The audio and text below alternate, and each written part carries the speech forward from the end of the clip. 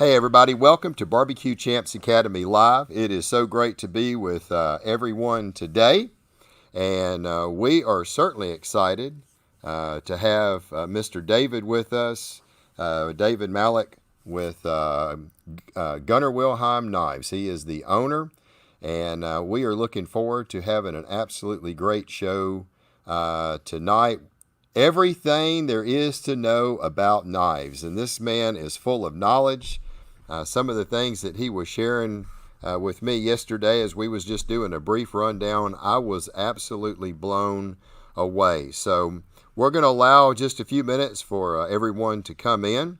We appreciate everybody that's going to be on this show tonight, and I'll make this announcement later, but for those that are already joining us, if you would, give us a comment, let us know that you're here, and we're going to have this open as a question and answer as well as he's going through and answering some of these questions. If you have a question that you would like asked, we will certainly make sure that we get it over to him. So give us a shout out as you come in and let us know that you're here. And if you have, once again, any questions, we certainly will make sure that we get it over to David.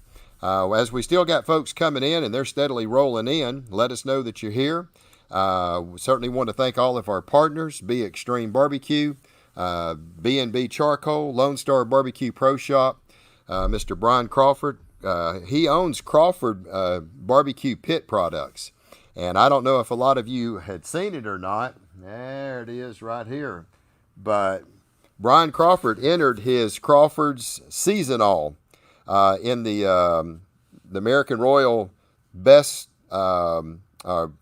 Rubs, and he was voted the best rub on the planet. I had told him when I got a hold of this stuff about 2 months ago, I had tried it for the first time, and I said, buddy, that is absolutely one of the best all-purpose rubs that I had ever tried.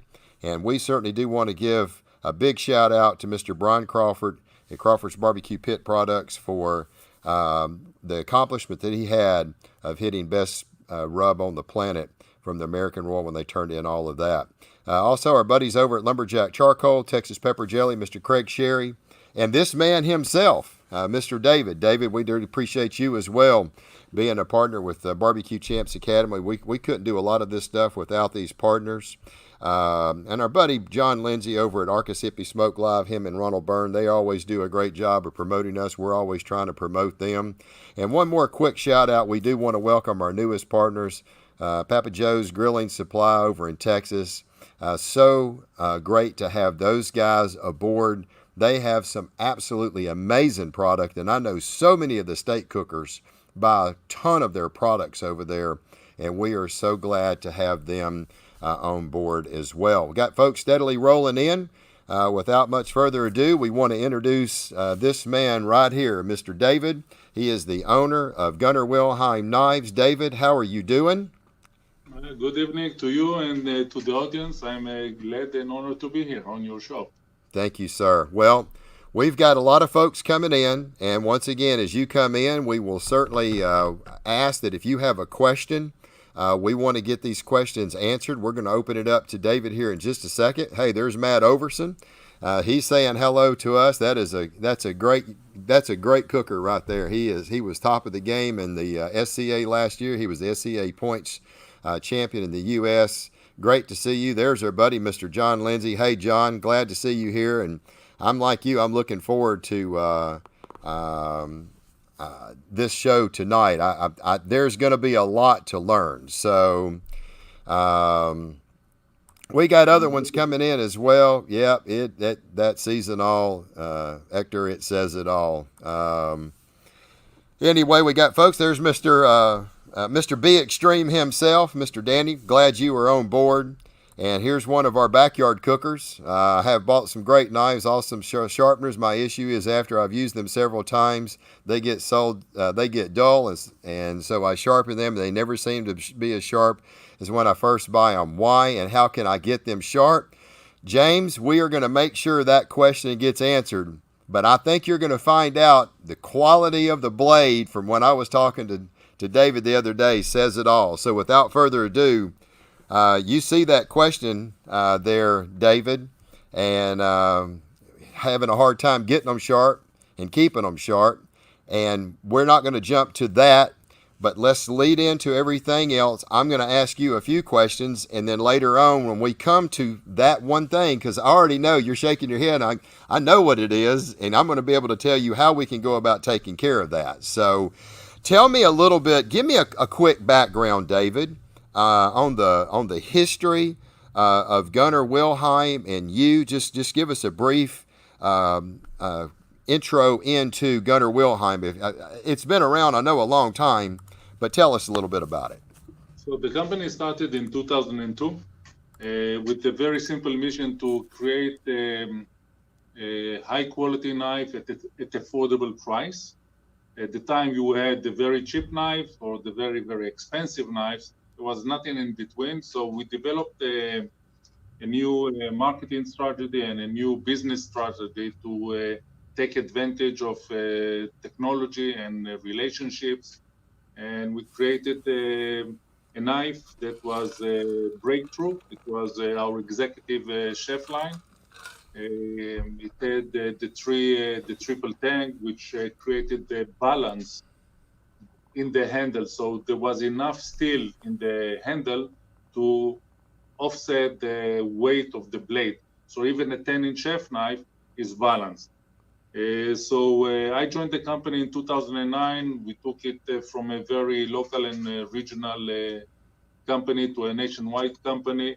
We grew it. We started to add new lines, the ProCut collection, the ProCook collection in 2013, and it's the rest is history. We are very proud to be part of the barbecue family, the grilling family. We are part of the food service, which means restaurants, backyard. We are a part of those events.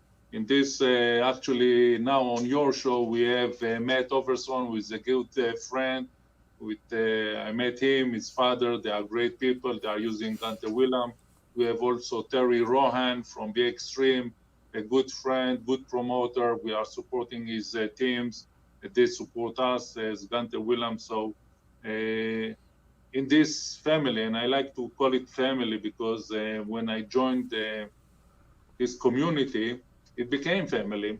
And with your permission, I will show you a few pictures from what I call the Wall of Fame. Let's see them. Let's see. You're talking about it. Let's talk about some of these guys, and you naming off some really big time guys here. So let's see who you got up here first. And I know these are some prides people that really are using your product. Yeah, so from the region, we have Pig and Whiskey, which are grand champions of Pennsylvania and New Jersey. They are invited to the Jack Daniels also this year as well. This is from the New Jersey State Championship. I'm sure that everybody knows the founders of the SCA family. Yep. Yeah. So those are great guys. We are working with the SCA already for starting the third year, basically. Right. With talking about SCA, you cannot forget Johnny Joseph. Johnny Joseph, yeah. Champion. But also we have Eric Hudson and Terry Rohan, Matt. All those guys, the champion of Europe. All those guys are using Gunter Wilhelm. In the barbecue, just a few. I'm not going to give you the whole Wall of Fame. Somebody that was on your show a few times, 6-time world champion, Mark Lambert. Yeah, Mr. Mark Lambert, that's the man. We had him on last week, or week and a half, 2 weeks ago. So, yeah, Mark's a great guy. And he's using Gunter Wilhelm. And next to him, this is Vic Glavinger from the Chimney Cartel. I will switch to a different set of pictures. The White House. It's our most. Wow. This is the most important. Wow. That we have. This is in our showroom.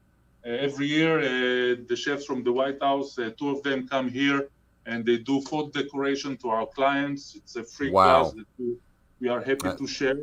That's awesome. They help a lot of fundraising, and they are good friends. We are working with the White House Chef Tour for over a decade, Wow. and I'm still invited to go with them. That's and awesome. That is and awesome. talking about international, so we spoke about the team of the American Royal that won the first place, Danny from Wally Barbecue, Team Canada. We have Team Germany from SCA. And this one is a little bit surprising. This is something that I'm pretty proud of. This team is Team Shugon from Japan. Wow. So they are the reps of KCBS and SCA in Japan. They represent the food sport all over the world. This team can use any Japanese knife they want. And they And you can choose see you. what they're using. They're using Yeah. Gunter Wilhelm. Gunter Wilhelm. I tell you what, David, it is great that you are supporting a lot of the barbecue people like this. And it means a lot to us, I promise you, to have somebody that's got a product that is the quality of what yours is and the wicked sharp edge that these knives hold. And we've got several questions that are already popping up, so we're going to address those as we get a little bit further into them. Some of the stuff I've already seen. How often should you sharpen your knife? That's one of the questions that's going to kind of go along with James's question as well. We've got a segment that we're going to hit, so just bear with us. We don't want to jump too far ahead. We were going to kind of just talk a little bit about the knives. I appreciate you giving us that intro into who you are, and I promise you, all the barbecue people really do appreciate you supporting them and the state cookers as well. So thank you very much.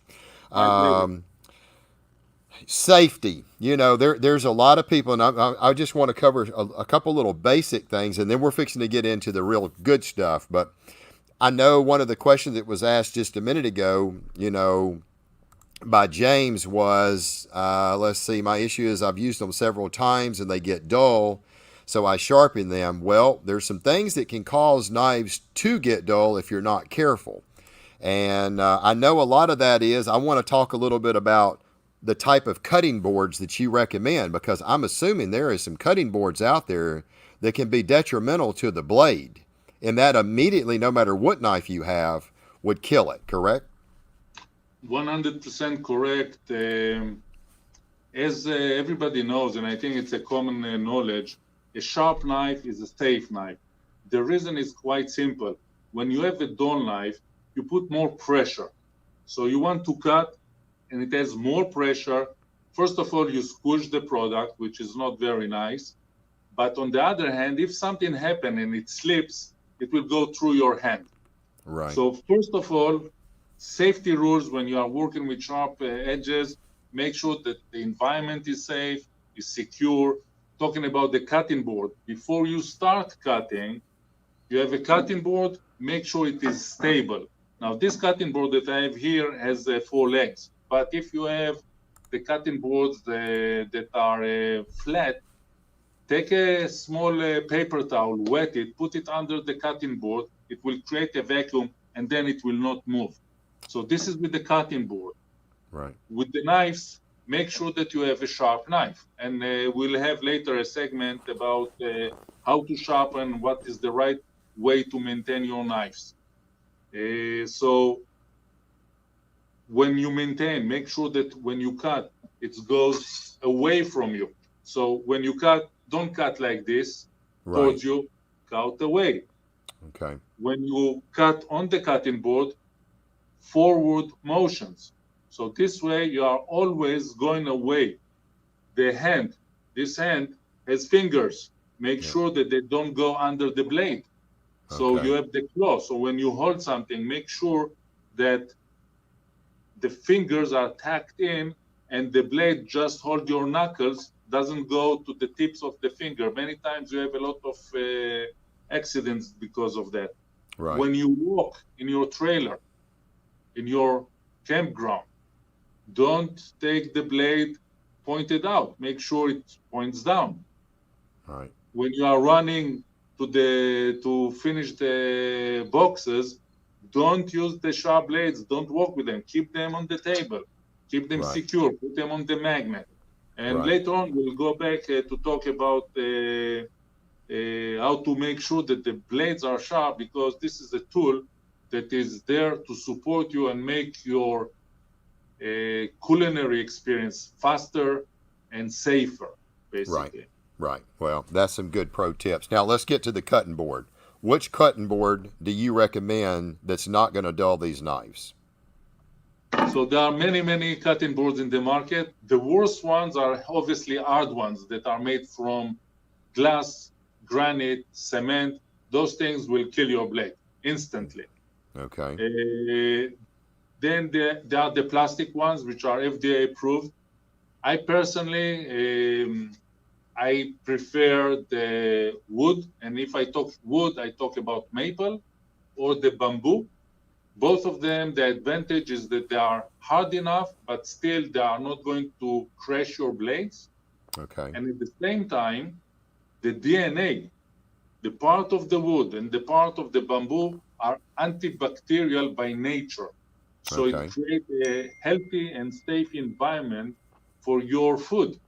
So we are Wow. always talking about that and thinking about antibacterial. One Wow. of the things that talking about food safety with the Lighting Pro Cut, the handles are Right. antibacterial. So food Right. safety is very important. Now, the structure of the cutting board, there are two types of two directions to go. We have the cross grain and the end grain. What is the difference? The cross grain is like fingers. So when you cut the fingers, it will leave a scratch on the cutting board. It will Okay. not heal. The other one is the end grain. It's like this, the same like with meat. You have the cross and the end grain. So it goes like this, and when you cut, it goes between the fingers, so it's easier on the blade. And at the same time, after you finish, small maintenance, you put some mineral oil, and those fingers will come back together. I have this cutting board, for example, is like probably 2 years old. We use it in every event, and it looks brand new. Wow.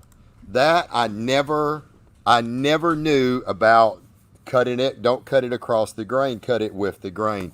You know that right there, that's a pro tip right there that I've never even heard of it and never even thought about it. I just grab a cutting board and throw it up there and go with it. So I see what you're saying. Try to find one that the grain is running in a direction that when you're cutting with the grain instead of across the grain. So that is a pro tip. And I did not know that the bamboo and the maple were more of a micro band, I guess is what they call it, where it cuts down, or antibacterial, where it cuts down on bacteria that can grow. I did not know that either. That is some great pro tips right there. So, wow. I like that. I mean, that's the kind of information that I really wanted to kind of get out of you, and how to go about, holding the knife, cutting away from you. That's some very good, just common sense pro tips. But a lot of times we get in a hurry and we don't do that. We don't practice safe knife a lot of times. And I'm one of the worst ones. So I'll be the first to admit it. But I did not know that about the cutting board itself. So I want to touch just real quick, and because I know a lot of competition cookers do this, but we have the white disposable cardboard cutting boards that's got the smooth film on top to keep it from soaking in blood and stuff like that. Are those real hard on the knife or not? They're not terrible. They are basically cardboards. This film is not ideal, but at the same time, when you are moving so fast, you don't have time to scrub your cutting board.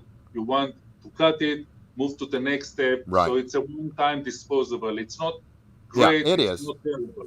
Yeah, they're completely disposable. Yeah, they are. I just was wondering, because that's all I ever do all my trimming on. For my competition meats and stuff like that, I'm grabbing I don't want the mess to clean up. So I want to be able to do it, cut it. I was just wondering how hard that is on the edge of the blade. So not too bad, because it's just, I guess you're cutting paper basically. It's a film on a cardboard. It's not too rough. Now, something that you mentioned a few minutes ago, how to hold the knife, I think this is a very important point. If I may, Yeah. Take one of the knives, take the chef knife. I'll tell for the santoku. So when you hold the knife, this is really critical, especially when you are working fast. I saw, and I will get closer to the camera, I saw a lot of creative holding, like this, when you hold the handle, like this, when you put the finger on the spine, like this, when you put the thumb on the spine. All of those are very, very creative ways, but they are not very safe. For example, if you cut with the thumb on the spine and your knife is dull and it will hit something, it will flip to the side. Right. Because you don't have control.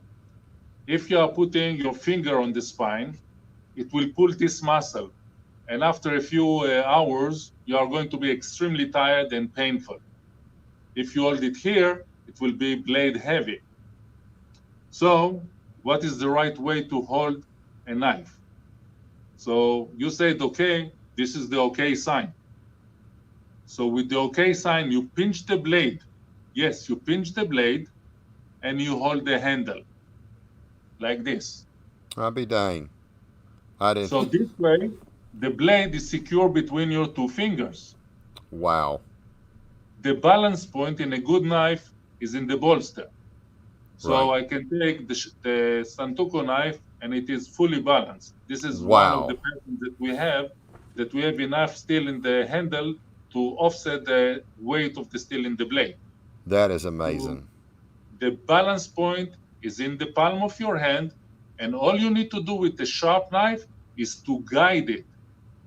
You don't go this way because it will flip. Right. You don't go this way because it will flip. You hold it, it is part of your palm. Once you start using it this way, you will never, ever try it any other way. That is unreal.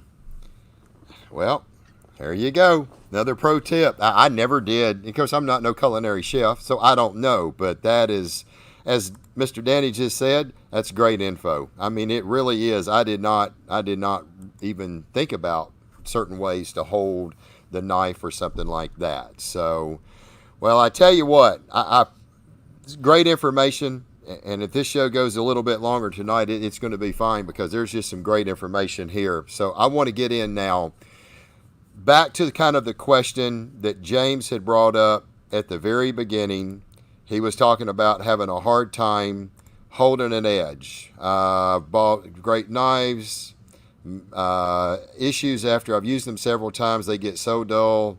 So I sharpen them. They never are as sharp as when they were when I first bought them. Why? Okay, so I know steel has a lot to do with that. And the only reason I know that is because you and I were talking about this yesterday. So tell me about the different types of steel, because I know there's a stainless, I know there's a carbon or a high carbon. There's some other ones that you started talking about, and I know that the quality of the steel is only going to show up in the life and the edge of the blade. I do know that. I've got a friend of mine here that's in Shreveport that he is a master knife builder. He literally folds the steel over and beats it, and takes him months to do it. He's making a Damascus steel. I do know a little bit about that. So tell me about the different types of steel, and whether you want to discuss all of them, stainless and carbon or high carbon and or forged and stamped. I know that's the ones that you've got. Is there a difference in what blade or what steel do you use? This is the $1 million question. Good. I asked it. Inquiring minds want to know, David. The steel will determine the characteristic and the capabilities of your knife. So how long it will stay sharp, how often you need to touch it, what will be the angles. All the questions start with the steel. And like I personally, I will put a little bit of info from the barbecue. I like brisket. So when you are a pit master, the quality of your brisket will determine all the process. What will be the heat? What will be the rubs? How low, how fast, the potential of the brisket. So if you are going for select, choice, Prime, Wagyu, A5, A9, each one has a totally different characteristic and how to be able to cook it. So a good pitmaster takes the brisket based on what he wants to go for, and then he manipulate all the technology to help him achieve the best out of this piece of meat. The same with steel. So let's give some traditional background. On one hand, you have the stainless steel, the pure stainless steel. Now, pure stainless steel was designed for pans and pots, so they won't rust. Right. So it is shiny. You can put it in the dishwasher. You can have great butter knives out of that. Great pots. It's awesome, but it doesn't hold the edge. Okay. Why? There is too much chromium and too much nickel inside that, and it doesn't hold the edge. On the other hand, you have the super high carbon knives. When you have an edge, you want it to have a strong edge retention, and you make the steel very, very hard. To make it hard, you need high carbon. High carbon knives can be super hard. When you go to Lowe's or Home Depot and you buy a chisel, this is high carbon. So you can resharpen it, it holds the edge, and it can do a lot of damage to the wood, right? It's a great tool. The challenge with pure high carbon is that you need to grind it, you need very specific wheels for that. The harder it is, the brittle it is, so it might chip. You need to know how to sharpen it. It has rust, so if you take a chisel and don't put it in the dishwasher, it will rust immediately. Right. So those are the two extremes. Okay, so let me get it. So the stainless is more of a soft steel. It won't hold an edge. Carbon is incredibly hard. I'm assuming if you can get it sharp, it will hold an edge very well. But good luck on sharpening it with a regular whetstone or a stick or a hone. It's just hard. You pretty much will have to have a grinding wheel. So you need to have very specific tools for that, and which are very expensive, and it will take you probably half an hour, 40 minutes per knife to do it correctly. So we need to stay away from stainless and high carbon. So where do we go from there? What are the two that you go from there? So in Germany, about 30 years ago, they created an hola, which is a mix of stainless and high carbon. And they combined them together, and they created a series of steels that are stain resistant. They are not stainless 100%. So if you put them in the dishwasher, they will rust. If you leave them outside, they will rust. Okay. At the same time, they have a good edge retention. The German added a few other chemicals, elements into the mix, so they will hold the edge and they will be able to be resharpened. Now, when we started to develop the first line, the executive chef line, we took a similar steel that all the big German brands are using and put it into the executive. We got a very, very nice blade, equivalent to the top brand in probably half the price. When we started the ProCut collection, we had more time. And I did a search all over the world for different steels. And I'm talking dozens of different steels and technology with additional nitrogen, with higher carbon, with all kinds of mixture. You have powder steels. You have all kinds of technologies today that allows you to get to very high-end knives, high-carbon knives.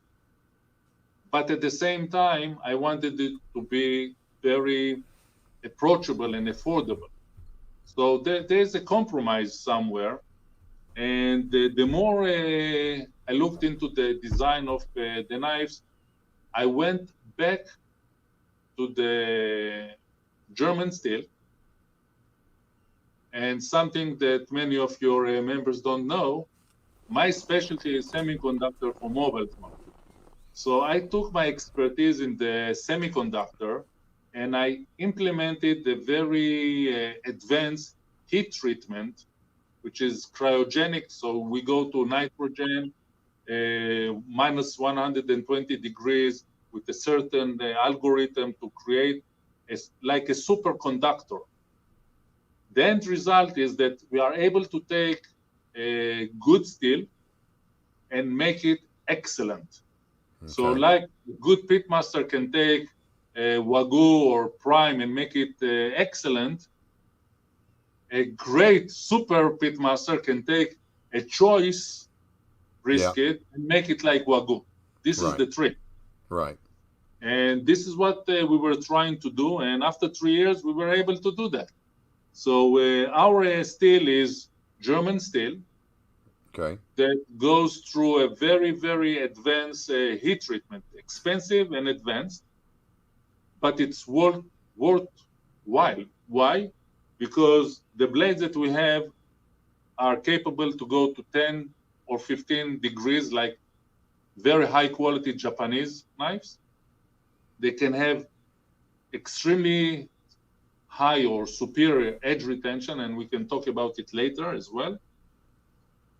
And at the same time, the maintenance, when you need to resharpen your knives, and I will show it later how to do that, it's still manageable and very easy with a honing steel, a diamond rod, whetstone, and basic tools.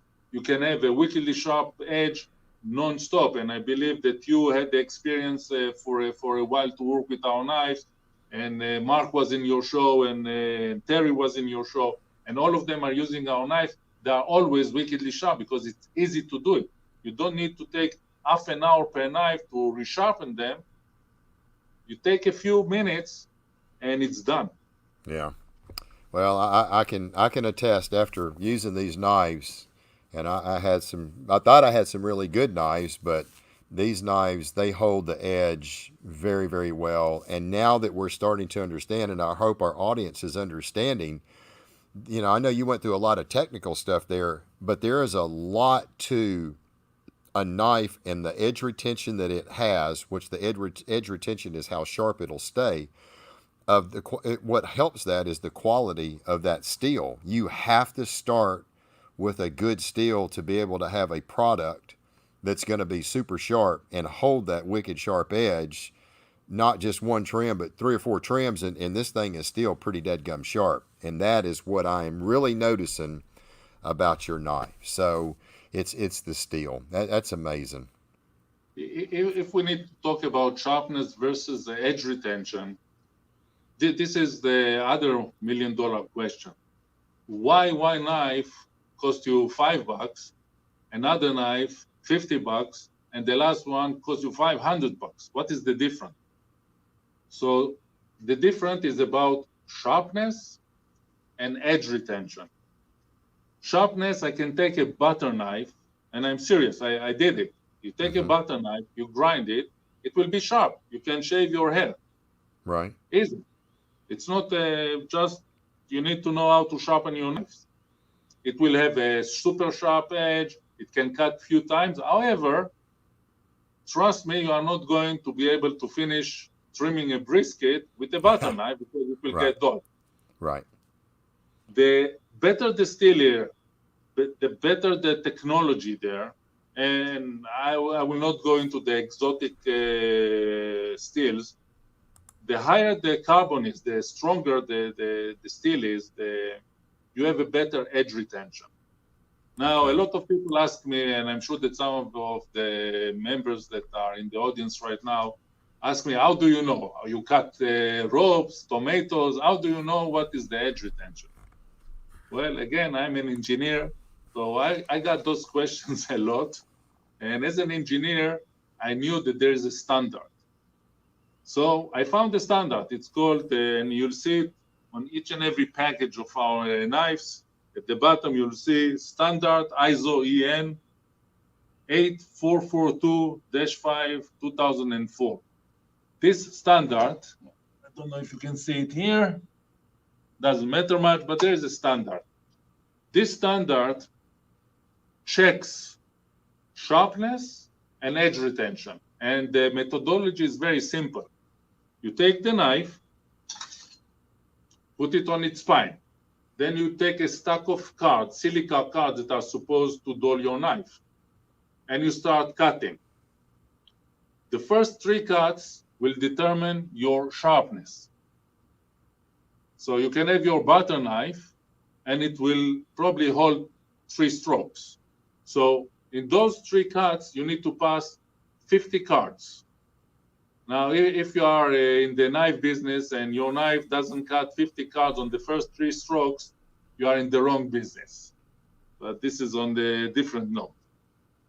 Now, what is the most interesting part is the edge retention.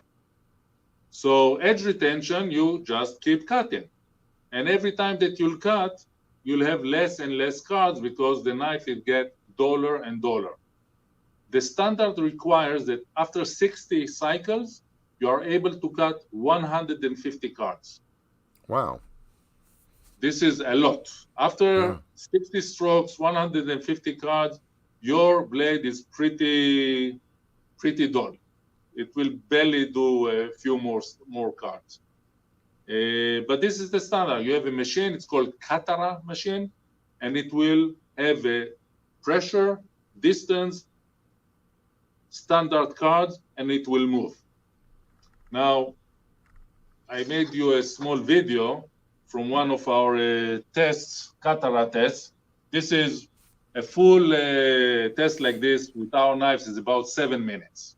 Okay, I put it fast forward, it will be about 20 seconds. So as you can see, you have the knife moving and cutting those cards. Right. Now, the standard or the golden benchmark when I started the company was the Woodstock Classic. And the Woodstock Classic was able to do about 210 cards at the time, which is very, very good.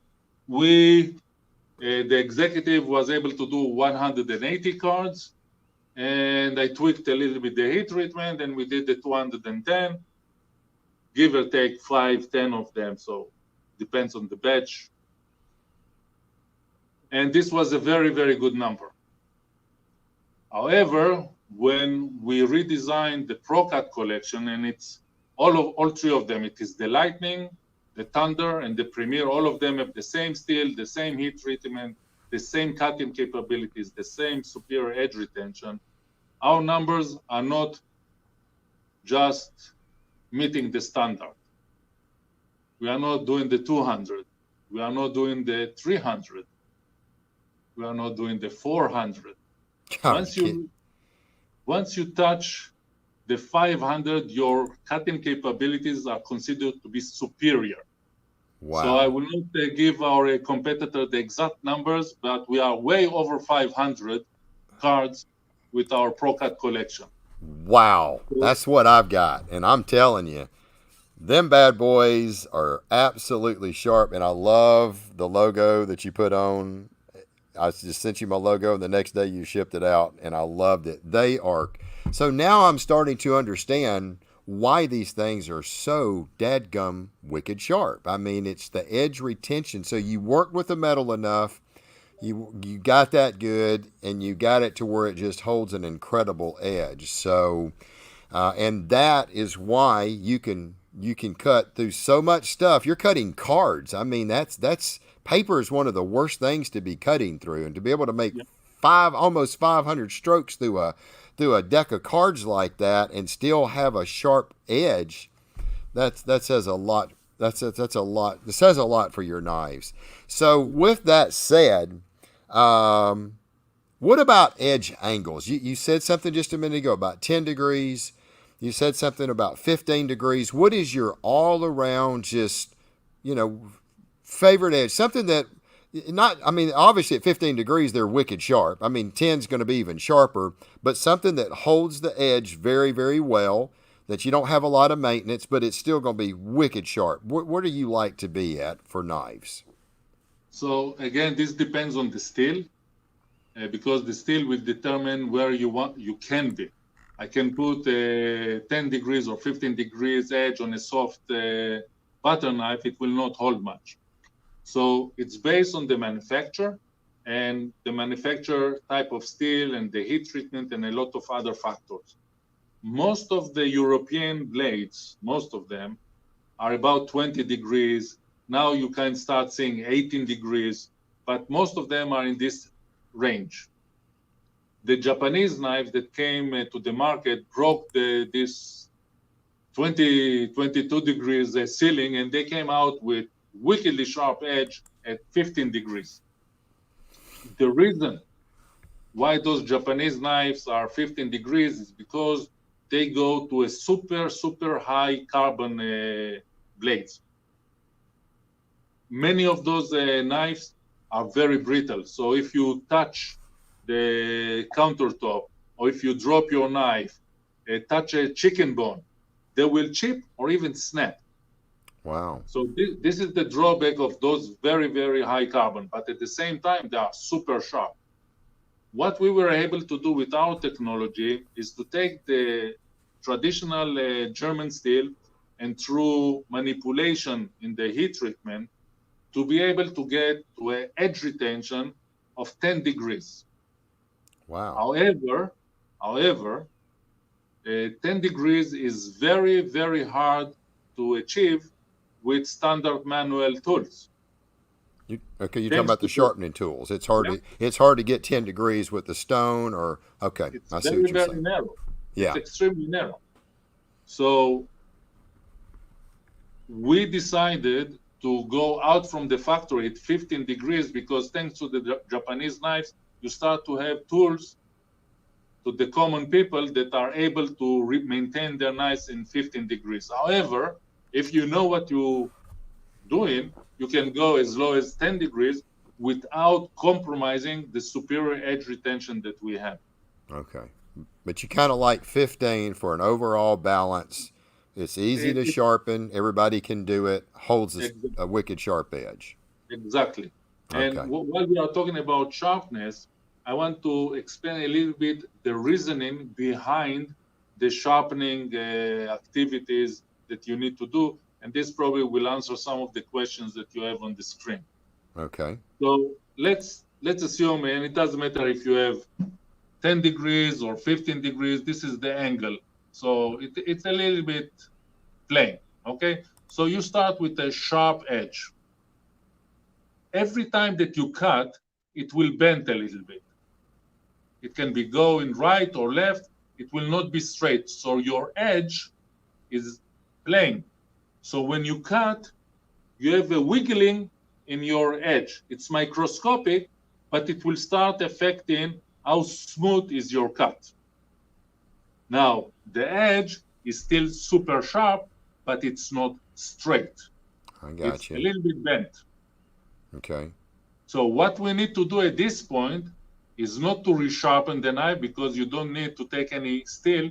You need to realign the edge so the whole edge will be straight and it will be very smooth to cut. So you have a couple of tools, and some of your viewers ask about it. So I spoke about the honing steel. Okay. Everybody calls it a steel. This is a round metal. We do it in Germany. This is the #1 factory in the world for sharpening tools. It's very fine. So the grooves inside are very narrow. This is a hard steel. You can have simpler honing steel. Honing steel, the job is to realign the edge. Okay. When you need to do it, as much as you can. Do it every time that you cut. Do a few strokes. You will feel it. You will go and realign it. And how you do it, it's quite simple. Now, bear in mind, I'm not a chef that is going to do juggling. I'm not juggling knives. I'm an engineer. So put the honing steel on a secure surface. Take your knife. In our case, it's 15 degrees, but in some other cases, it's 22 degrees. How you reach it? This is 90. Cut it in half. It's 45. Cut it in half. It's 22. If you go to 15, take it a little bit less. Now, already you can see that I'm very close to the blade. Right. Now, if I go to 10 degrees, it will be really close. Right. So 15 degrees, the tools are pretty easy. So put it on the table, grow from the heel to the tip, heel, tip, heel, tip, every time on the other side. Now, once you start doing it, you will be able to hear the sounds of the blade. So you will hear it and you'll feel it. So this knife is pretty sharp. It doesn't need any alignment. You do it few times on each side, it's super sharp. Now, if you don't do it, if you remember the edge, if you don't do it, it curves, eventually it will curl, and then you have a dull knife. Okay. Once you have a dull knife, this honing steel will not be able to rescue you. This knife will stay dull. You can hone it as much as you want. It will be just a dull edge. Okay. Now, to recover from this situation, you need, I call it a touch-up. I personally like the diamond steel. If you do it on a regular basis and every time that you feel that something is a little bit wrong, this is a rod covered with diamond powder. So it's like a gentle nail filer made from diamond powder. It's expensive, but very useful. Right. Again, put it on the table, go to the same 15 degrees. You run it straight or you can run it down. It's up to you what is working for you. Now, when you are sharpening, so this is dull. You are taking off steel. This time you are not trying to realign it. You are trying to sharpen one side, make it super sharp, and then go to the other side. So instead of one, do 3 to 5 times. Then you'll feel a small bear on the other side. So it's like a small... It rolls out a little bit, so you'll feel it. It's like a small wire.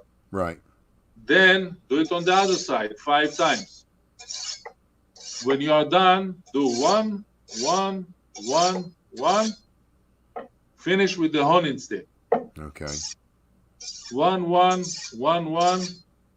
Wash it because you have from the diamond, you have some steel powder. Right. Wash it so you won't eat it.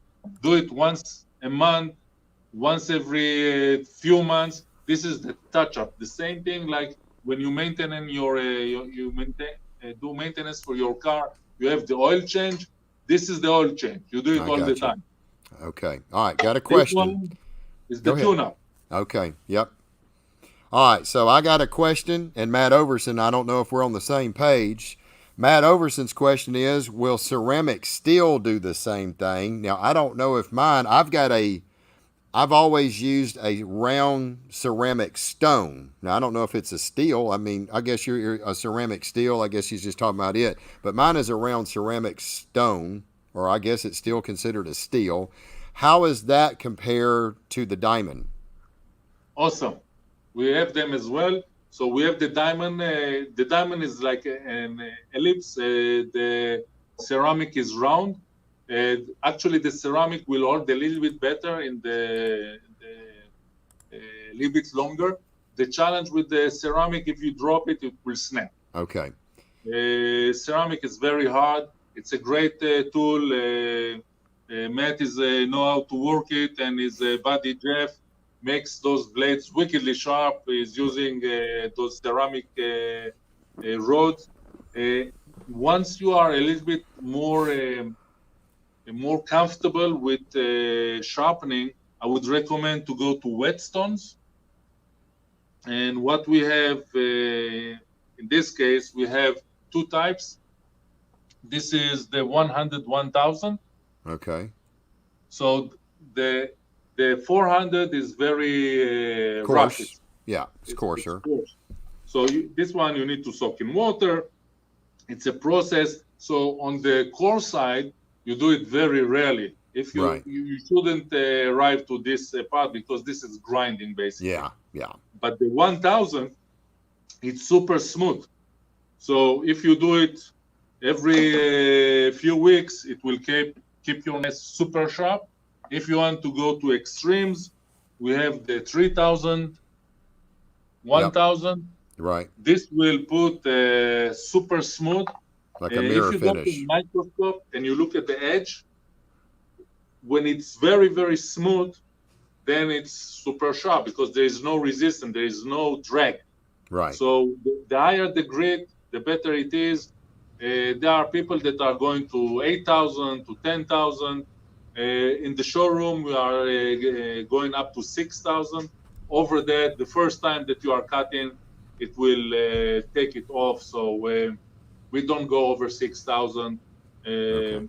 This is our maximum, the grit that we go. So 3,000 is the highest. Now, I've got one of the Wicked Edge Pro sharpeners that I bought back in January. And you lock it into a cradle. You just got an adjustment where if I want to put it at 13, 14, 14 and a half, 15, I think it even does halves. I can't remember. I've opened it up. I hadn't even used it. But it's got rods. And you just lock the blade in and you got your stones going a rod and you hit it. And I mean, it is absolutely perfect every time. And it has, 400, 800, or 400, 600, 800, 1,000, 1,200, 2,000. It goes into the strops where you can actually put the rouge on it. So you're saying that's overkill. I don't really need to go much over 3,000, 4,000. That's really as high as I need to finish that blade. The smoother it is, it will be sharper. My recommendation, do on a regular base the 1,000 to 3,000. This Right. is your maintenance. This is like the honing. So if you have this, the system that you have is you can set up and fix the angle, and then you have different stones with different grits. Right. The rough one, the coarse one, the 400 is really to grinding. So this one, probably once every year, 2 years after some or major, you drop your knife on a tile floor and you see a dent or something like this. You want really to put a new edge on it, then use the 400. But on maintenance, the honing steel is like over 1,000. So if you do the 1,000, 2,000, 3,000 on a regular base, it will stay wickedly sharp, and I mean wickedly sharp. You want to add the extra, that's fine. If you can feel it, I'm more power to you. Okay. All right. So we got a question. How do you know if a knife fits you? Some chefs come in, or chef knives come in several sizes. How do I know what size is best for me? This is the $2 million question. Man, we're getting better. I love it.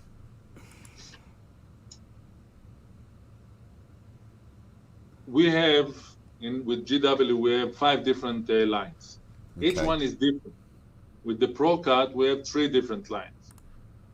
The reason is not because it's a different in the sharpness or cutting capabilities. The difference are in the size of the handles, the width, the length, and the hold. Also, different technologies or different environments require different handles. So I'll give you some of our knives and you can understand it. Okay, I'm on your website now. I see the Lightning, the Premier, and the Thunder. So will this help you trying to describe some of this? Yeah. So let's go for let's assume that the most common, the most popular knife will be the 18 chef knife or the 7-inch Santuco. You'll see it in most manufacturers, most vendors will create those knives. And the reason they are multi-purpose knives, awesome for prep. Probably 70 to 80% of your cooking activities will be done with those knives. So I have here next to me, I have the Santuco, but the Santuco is the Japanese style. The chef is the. Can you go back to my picture? Okay, to you. Okay. So you have the Santuco, Okay. which is the one with the dimples, and you can see it's a little bit flatter and less curvy. And Right. then you have the chef knife, the traditional chef knife, which is very curvy. Okay. Those 2 knives, the European style and the Asian style, are the most popular ones. My suggestion, hold them. Now, if, for example, you go to a barbecue, you want it to be a little bit wider because you have gloves, or if you are in a restaurant, you'll have gloves. Our Lightning Pro Cut has the wider, thicker, longer handles.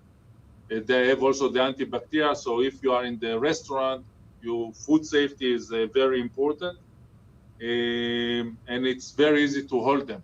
A lot of people in the barbecue are using the Lightning Pro Cut series from those reasons. And by the way, if you are talking about the Lightning, this is our 2020 Award of Excellence from the National Barbecue Association that went for the Lightning Pro Cut. Wow. Now, the Premier, you can see it's a different style. Right. It has a smaller handle. Okay, Yeah. I don't know if you can see. It's a smaller handle. It's thinner. Yeah. And it's more slick. So it's very, very fancy. It goes for a lot of homes. We sell this style for a long, long time. A lot of personal chefs, caterer, executive chefs will go for the Premier because it's very stylish, very elegant, very ergonomic, and it fits smaller handles, smaller hands. Sorry. Okay. And it's awesome. This is the line that we go international. So when we sell international, the Premier is our #1 seller. Right. The Thunder is very similar to the Lightning. Give me a sec. Okay. So the Thunder, if you look, it's a copy of the Lightning. Okay.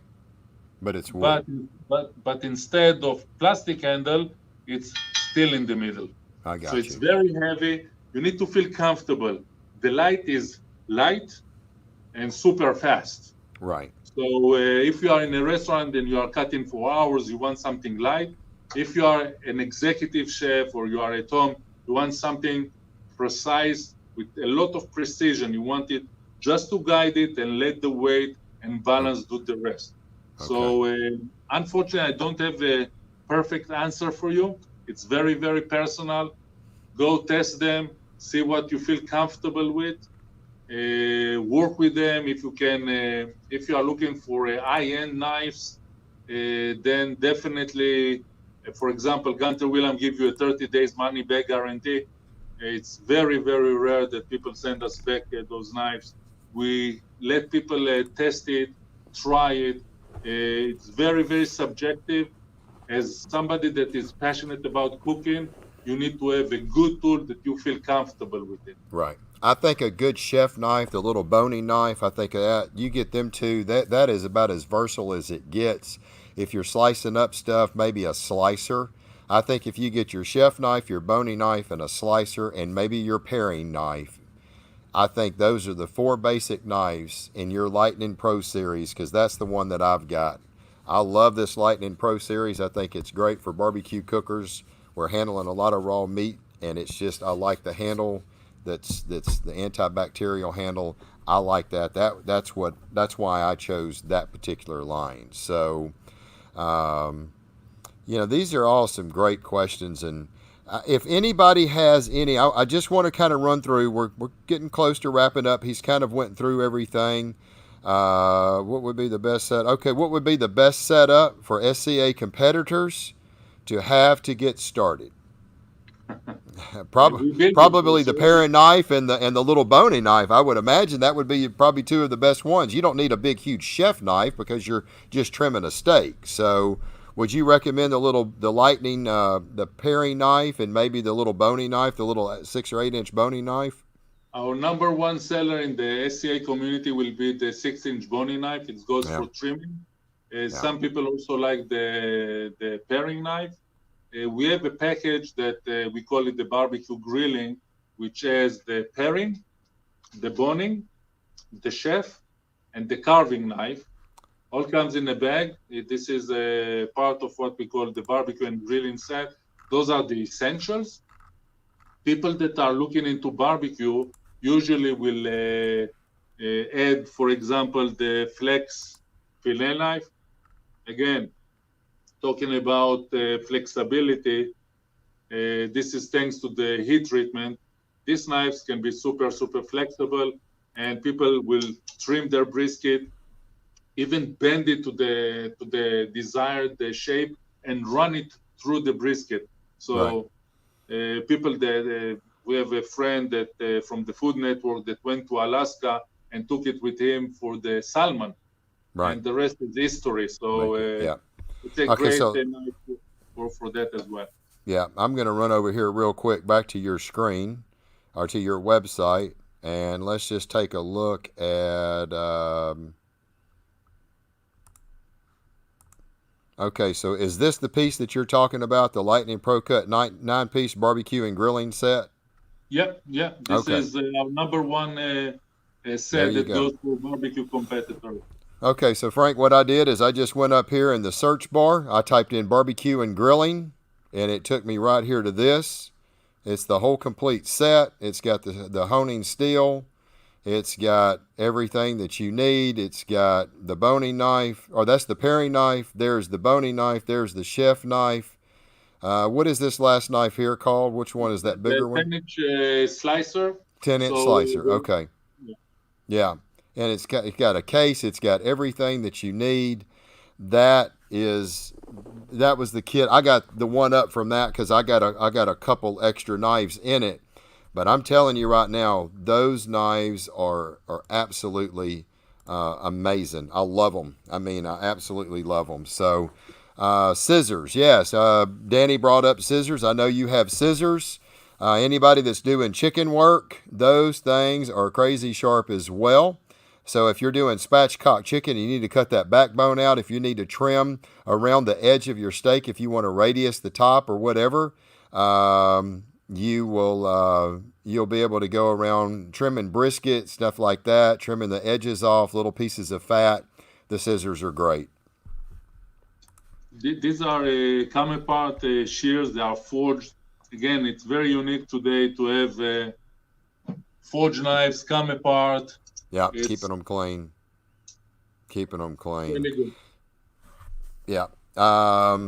Yeah, I think that is great. Matt, I'm with you, buddy. Once you have one, you'll want them all. I mean, these are some of the absolute best knives that I've ever tried. I mean, they hold the edge better than my V brand. I'll just say that. I don't like throwing stuff out, but I've had the V brand knives for years, and they just didn't seem to hold an edge crazy good, until I got a hold of these, and it was because of people like Mark Lambert and Terry, and they just kept talking about these knives, and I was like, I gotta try these things, and they are really amazing. So yeah, Frank, you need to check these knives out. I like the Lightning Pro Cut series.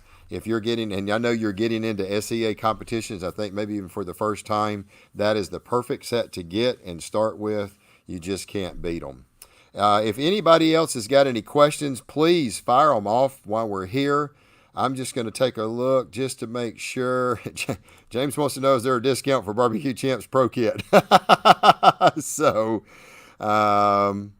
let's see. Great analogies. I want to touch something that you mentioned. Gunter Wilhelm is a very young company, and we are competing against some of the biggest and strongest and oldest companies in the world. We are not going to go into names, but most of them are over 100, 200 years old, and with a lot of legacy and a lot of activities. In a very short period of time, Gunter Wilhelm was able to come to the front of many of those competitors, and Mark and Terry and Matt and Eric, and I can give you a long list, the White House chef, to all those guys. We don't pay them. We are building the activity from the belief of people in our product. So talking about the standard, obviously with this machine, we tested different vendors and different products of each vendor. I can tell you, with hand of the heart on the art that our performances will beat any knife that is that costs less than $300. Yeah. And the reason why we are able to take a 18 chef knife from Lightning and sell it below $50 is because we are a manufacturer direct company. We don't have the overhead like some of those big legacy, these huge brands. And I have a joke. I said their coffee budget is bigger than my company. Right. I don't have this overhead. And let's look at the Lightning. When I designed the Lightning, the idea was not to create a cheap entry-level knife, because like this, I cannot compete. I'm a small company. So what I did, I took a super high-end and put it in a affordable package. An example, the thickness of the blade is 3 millimeters. No one today will do a 3 millimeters because they do it today with 2.5 millimeters. It will bend. Another thing that we have, I don't know if you can see it, the steel goes all the way through the handle. So yes, it's a plastic handle, but it covers the old steel. Handle. Why we have the old steel? Because we want it to be balanced. Right. We want it to be solid. So 3 millimeters, high carbon, entry-level knife with high carbon, this is unheard of. Yeah. The heat treatment is cryogenic. Again, no one in the whole entire knife industry that I'm aware of will not provide an entry-level price knife with this quality. This knife on the machine was able to beat knives that, again, will not go into names, that cost even $450. So we took a knife that cost $450, put it on the machine, and this knife beat it for $45. Wow. We are building a legacy, and if you know Matt and you know Terry and you know Mark, they will not recommend something that they don't believe in. Yeah, and if that's I will 100%. go to those SCA and barbecue events after 3 years and I will sell inferior product, they will not talk with me. I go to those events. Right. I go to on the stage. I meet the teams. I talk with them. We have beer and we have steaks and we have brisket. And Matt last time, his father brought me some lamb. It was very touching because it reminded me home. All those things, it's not because I'm a nice guy. Maybe I'm a nice guy, but you're a nice I have guy. A good product. I have a good product. Yeah. Absolutely. 100%. Absolutely. One of the best ones that I've ever seen. I'll just tell you right now. Well, David, I tell you right now, I appreciate it. I thank you for everything that you are doing for the barbecue community. I know a lot of guys at BBQ Champs, Mark Lambert, I think, I know Terry Rohn, highly recommended your knives, and it just kept me looking, like these are just some amazing knives. And I just tried them and we cut with them and I was blown away. So absolutely nice bang for your buck. There is no doubt for the pricing of these knives. I do not think that you are going to beat the quality, the sharpness, everything that is there with that knife. I just can't possibly imagine anything better for the bang for the buck. That's what it is. Matt just posted. It's a nice bang for the buck. It really is. I mean, yeah, you can go buy $200-300 knives, but you've done said you put it up against a knife that was $400, and it outperformed it. And that is an ultimate test. When you put it on there and you got a machine that's doing it, if you want to know a true test, that takes everything out. That's not human. That's a machine doing it, and you can see the results. So, Michael, I tell you, I had the brand V there, and I've never had a Shun. I've heard they're pretty good, but I I cannot overemphasize how great the Gunter Wilhelms are. They are amazing.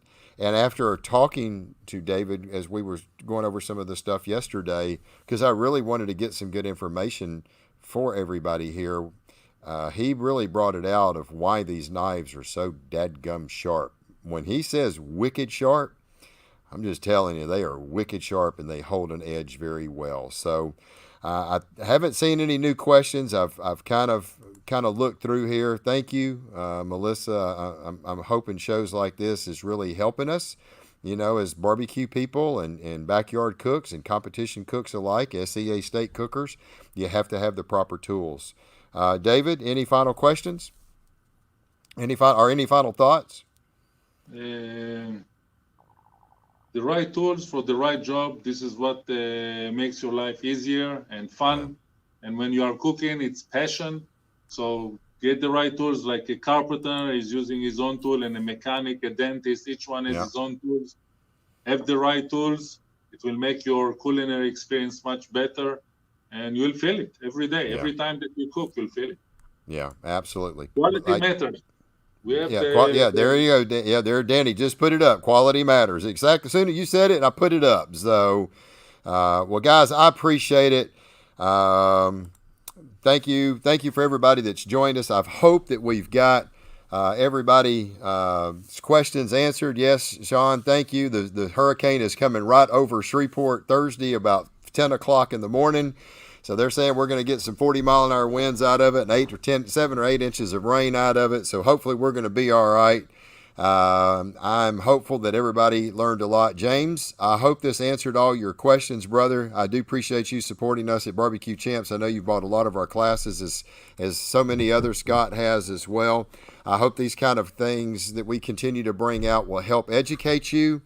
And as you just said, David, having the correct tools. When I am in my meat trims for competitions, what I count on more than anything is I want a wicked sharp knife.